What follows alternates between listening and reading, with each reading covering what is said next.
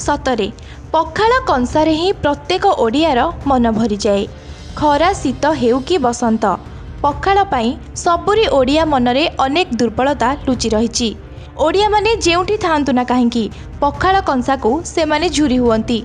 संप्रति सहरर चाकचक्य और देशी विदेशी खाद्य भितरे लोके पखाळ खोजुचंती। विशेष करी ग्रीष्म दिने खरार प्रकोप अनेकंकु पखाळ कंसा प्रति आकृष्ट कराउछि। सेथिपाई एही पखाळर महत्व आउ पखाळर प्रेम को सारा विश्व रे आज पखाळ दिवस भावरे पालन करा जाउछि। तेणु प्रत्येकटी ओडियार प्रिय खाद्य पखाळ को स्वतंत्र सम्मान देई पखाळ दिवस पालन करा जाउछि। पृथ्वीर जेउ कोणरे भी ओडिया रहुचंती सेमानंक पई सेठारे आज खाद्य रे बढा होउछि पखाळ कंसा। खरा दिने पखाळ खाइबार मजा नियारा।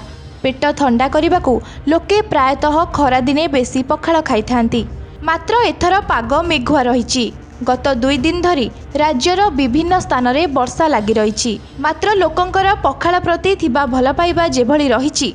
जदि वर्षा हुए बेपार अति भल नहेले भी संपूर्ण मांदा हेब नाही बोली सेमाने आशा प्रकाश करिसेंती। पखाळ प्रति लोकंक बढ़ुथिबा रुचि को देखि होटेल मानकरे स्वतंत्र प्रस्तुति आदि देखिबाकू मिले। बड़ बड़ होटेल रे पखाळ सह नाना प्रकारर व्यंजन सांगकू विभिन्न रकमर पखाळ मिली थाए। Bureau report live live Odia.